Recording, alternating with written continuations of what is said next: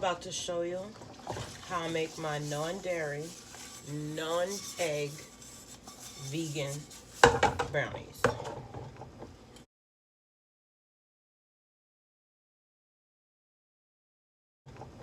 I've been working on this recipe all month, and I finally perfected it.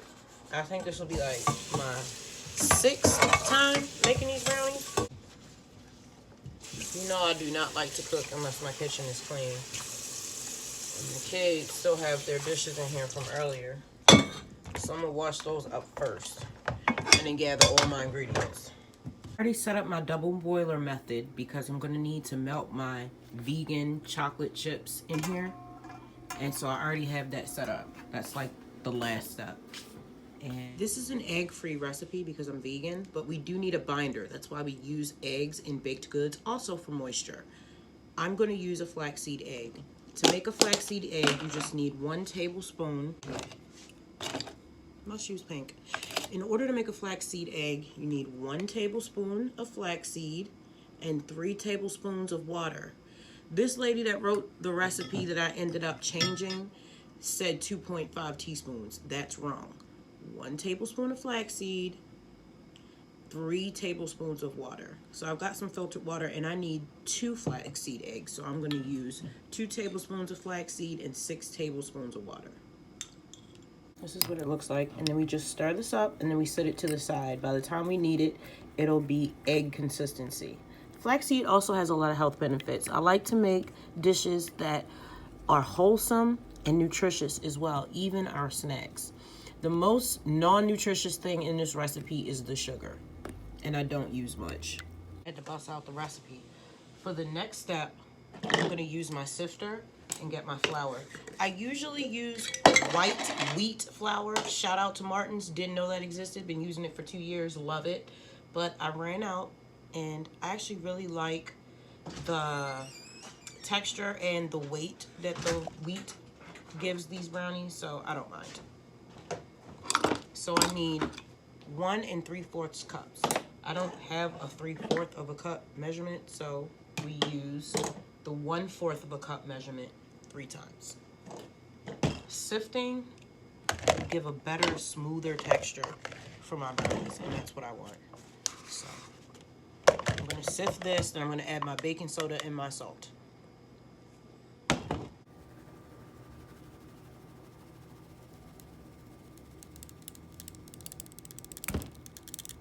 Look how smooth this is. It makes hella difference, especially when you make cakes. I was always taught the proper way to measure is to place the flour inside the cup and then tap it. But if you really want to get fancy, you're supposed to weigh this stuff out, but I'm not on that type of time. I'm a lazy vegan, okay?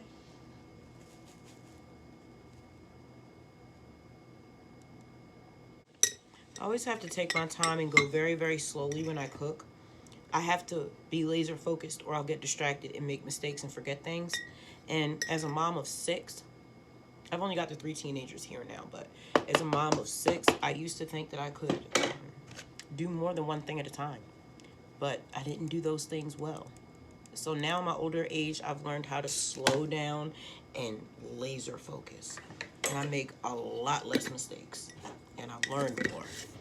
Now we're gonna go in with a 1/2 teaspoon of salt.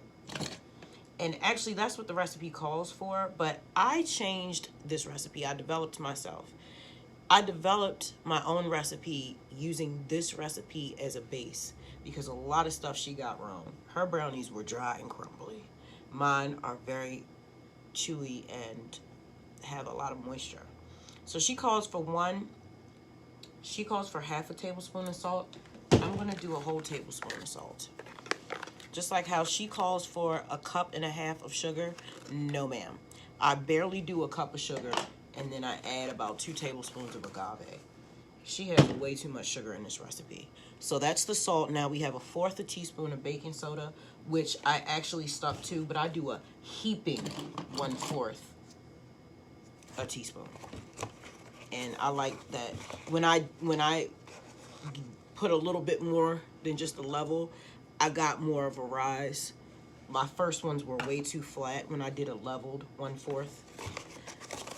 So this is it for our dry stuff. Now we're gonna go in and measure out our water because we're gonna do the heart of the brownie. We doing our little chocolate cream situation. So I'm gonna melt down the chocolate. We use 1/2 cup. She calls for 1/4 cup. It's not enough. I use 1/2 cup and then 1/4 cup of water. I'm actually going to use a little bit more water because this original recipe called for almond flour, wheat flour, well, regular flour, and then any type of regular flour, and then almond flour. But every time I made it, even though I lessened the almond flour every time, it was still so crumbly, and I do not like a crumbly brownie.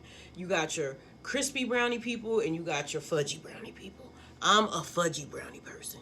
So I'm going to go ahead and mix my water, my oil, and then my sugar, then my flaxseed. We're going to put that in a double boiler. Then we're going to add our flour mixture. And then we're pretty much done. I haven't preheated my oven yet because it doesn't take long to get to 350 and I don't want to get hot.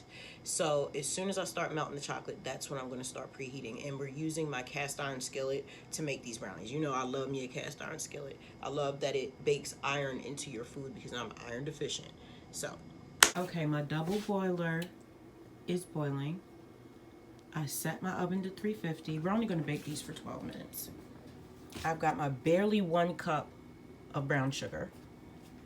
I've got my 1/2 cup of coconut oil. That's in place of the butter. I've got 8 tablespoons of cocoa powder. It's also antioxidant powder. I get that on Amazon. It's on my Amazon storefront. And I've got a 1/2 cup of vegan semi-sweet chocolate morsels. Non-dairy. Okay, our flaxseed is ready. So now what we need to do is put the water and the morsels in the double boiler, melt it down, then add our sugar, our oil, then our cocoa, then our flaxseed. Then we take all of that off of the double burner, bring it back over here, add our flour to it, mix it up, and let it sit and cool down for about 10 minutes. And meld. You gotta let your batter sit or it's not gonna taste right. Same thing with pancake mix and waffle mix. Let it sit, baby. Look, our peppers and our tomatoes are doing really, really well.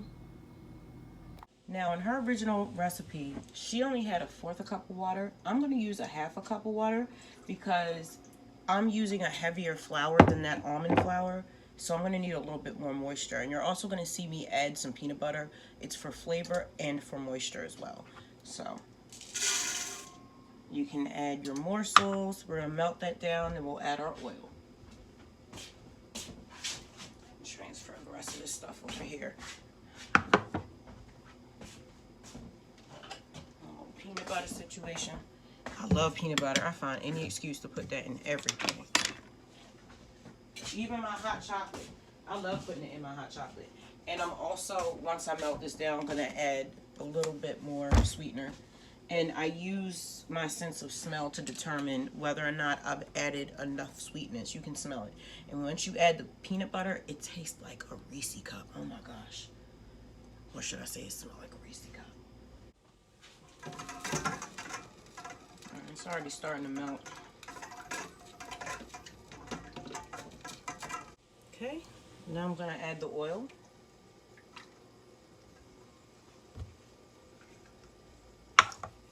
And the cocoa.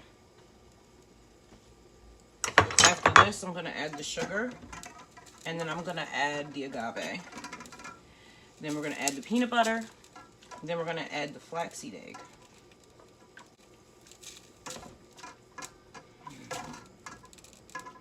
See, right now it smells very, very bitter. But that's all going to change in a second.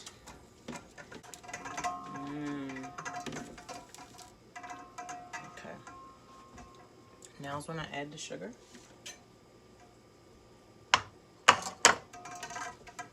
And I'm still on the heat because I want to melt this down. I don't want to take it off the heat yet because I like the, the sugar is grainy and I want to melt that down. And I want everything to just mix in together very, very well so that it becomes one. So you can still smell this is very, very bitter. Very bitter. You can smell it.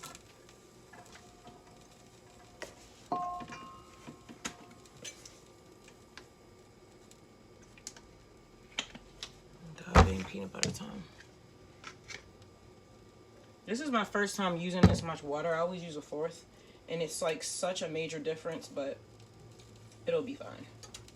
See, every time I've made these, I've made them differently. I use the same technique, but I use different ingredients to test it, because I love developing my own recipes, because I know exactly how I want my stuff to taste. I started cooking at a very, very young age, like 6 or 7, because I had food sensitivities, and I have very specific tastes. And I'm the type of person where if I can't have what I'm desiring to eat, then I just won't eat. I'll wait. So since they couldn't provide me what I needed, I learned how to make it myself. And I was allowed to cook. My adoptive parents weren't home much. They were always working. So either I was in the house by myself, out in nature, or at school, or in an after school program. I've been alone my whole life. Okay, it's starting to smell like Reese's Pieces.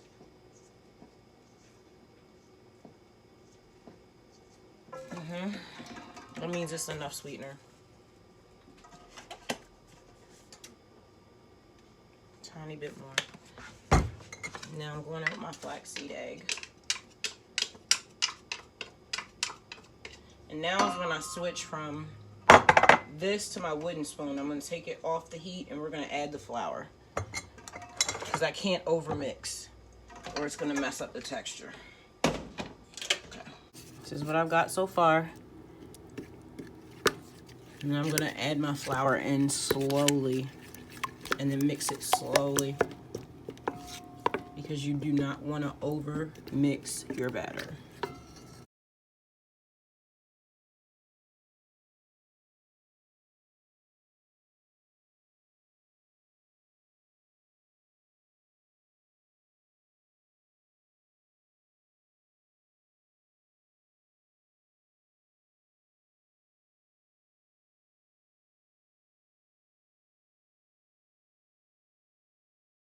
And this is what we have. And I'm gonna let that sit for 10 minutes. Then we're gonna add more chocolate chips. Then we're gonna sit it in the oven for 12 minutes. That was easy. It smells amazing. Really don't have that much to clean up. I need to wash that stuff, put it away, and then everything's pretty much done. That's my recipe folder. There's so many plans of stuff to do. I research, and then I have to test out the recipes, and then I have to tweak them, test them on the kids, get feedback, try it again. Then I shoot the video. I study everything. Okay, oven's ready. I'm gonna fold this over, stick it in my cast iron pan. Stay sprayed up. Yeah, see, I like this much better, because when I used a fourth of water, this was so dry. This has much more moisture. Yeah. Trust your gut when it comes to cooking. I don't care what the recipe book says. Your gut are all those that have come before you, giving you information. I honestly believe that our intuition is spirit speaking through us. Okie dokie. This instrument that I am using, I need it. You see my little ends? Watch what I do. Just want to get this right first. I love having the proper tools to do a job, especially cooking. I stopped cooking for almost a year because we had really bad knives. Okay, I'm gonna do this. Yeah, buddy. And when this comes out, it's gonna have to sit for like 2 hours to cool down. Okay, 12 minutes. I'm not gonna hold you. Last time I did 13 minutes, and it was almost perfect. It was actually perfect. It was perfect. The first day, I put some in a Tupperware, and it stayed moist, but it still got the tiniest bit dry. So I feel like I'm gonna do 12 this time, and then on the second day, it will retain more moisture. Cooking is a science experiment and an expression of art and a healing tool. When you cook for yourself, you cook for your family, that is an act of love. You can really heal a broken heart with a good meal. I'm telling you. Delta Dawn, what's that flower you have on? Could it be a faded rose from days gone by? And did I hear you say he was meeting you here today to take you to his mansion in the sky? You like Helen Reddy? I love her. Here go my Pisces. I don't like chewy brownies. Matter of fact, I don't like brownies at all. Takes a brownie. When you making brownies again? I thought you didn't like brownies. You stand in the back. That timer's about to go off, so let me set my little station up.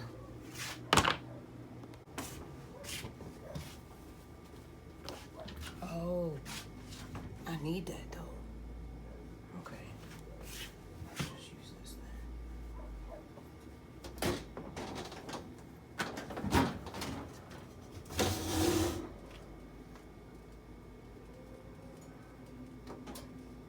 I trust the process. I ain't finna do that. Because you know it keeps cooking. I don't want them dry brownies.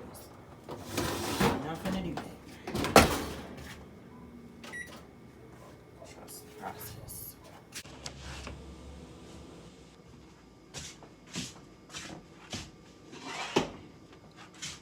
And I'm gonna set it here and let it cool off. It's good though, doesn't it? See how I got my little rise? It's not too flat. Yum. Now that wasn't hard, was it? And it's way more fulfilling than the box stuff. Because no matter how much you add to that box cake and that box cornbread, it still tastes like a box. So just a couple extra minutes and a couple extra ingredients just once a month.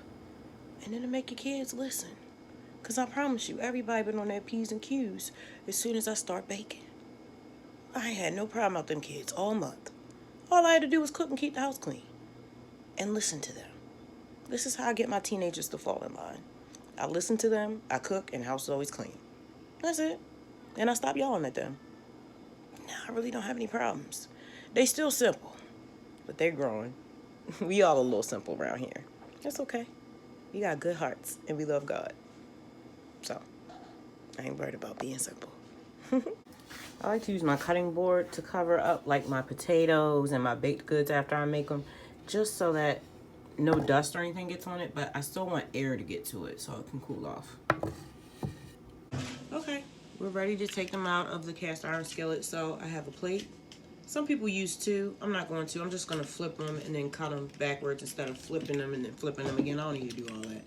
And I use my little pizza cutter. So I got my little doodad. And you want to go in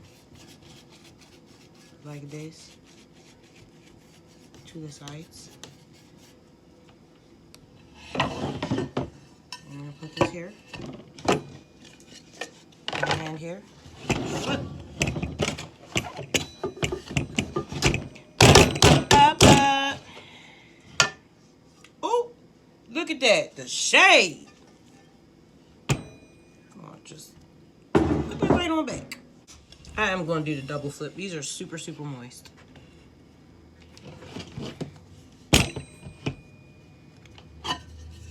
Alright. I told you I like a fudgy brownie. I don't like dry brownies. Like, that is not cute. This is exactly the way I wanted them. See how it's got some lift to it? My other ones were flat. That's why I'm glad I used a heaping teaspoon. No, a heaping 1/4 a teaspoon of that baking soda. Because when you use a flat 1/4, it doesn't rise. I want a little rise to my stuff now.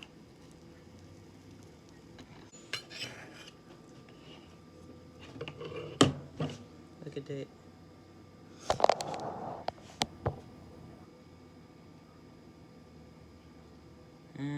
Nice and fudgy, baby. This is what I look like after I cut it. Look at how moist that is. That's a win, baby. So now these are moist enough to hold up in the fridge. Because they're actually still really warm. I'm going to put some aside. Or I won't get any. If this was a win, I'm really happy with it. You do not need eggs or dairy to make baked goods. So here's the brownies for the kids. And here's my little portion control brownies. It was a win, baby. Wasn't that easy? That was easy. It's not very expensive. I think the most expensive part of that recipe are the semi-sweet morsels. But one of those packs can make 4 batches. So it's worth it. The kids love it. They're happy with it. So now we're going to move on to cookies. And then after cookies, we'll do pie. Because it's pie season, baby. Thank you so much for spending time with me here in Fury World. If you are interested in checking out my music, it's available on all music streaming platforms worldwide under my artist name, The Fury of Abyss. I love you. Don't be too hard on yourself this week and try to cook yourself a nice meal. It feels really good. I'm telling you, when you do fulfilling things, you end up eating those. I love you. Check you in the next episode. Peace.